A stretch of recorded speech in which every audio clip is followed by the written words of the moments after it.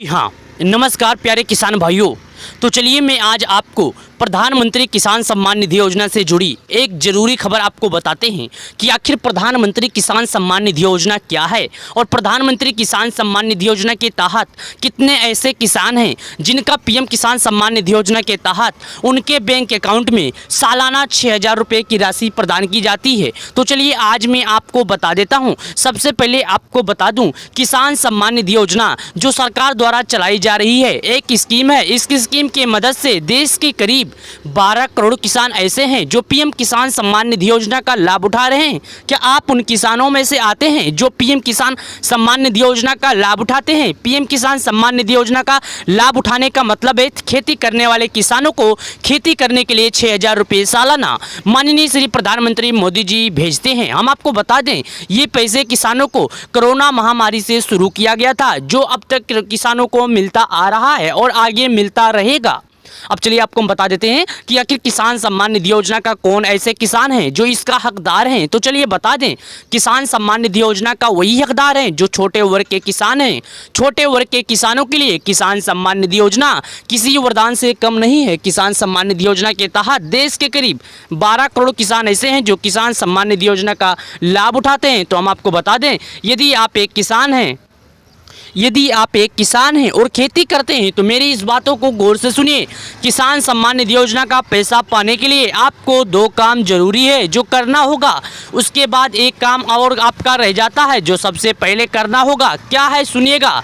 प्रधानमंत्री किसान सम्मान निधि योजना का लाभ पाने के लिए आपको केवाईसी, भूलेखों का सत्यापन, साथ ही आपका आधार आपके बैंक अकाउंट से जुड़ा होना चाहिए। ये 3 काम किसानों को करना होगा जरूरी। तो हम आपको बता दें, किसान सम्मान निधि योजना की तरफ से अब तक की सबसे बड़ी खबर किसान सम्मान निधि योजना के लाभार्थियों के लिए।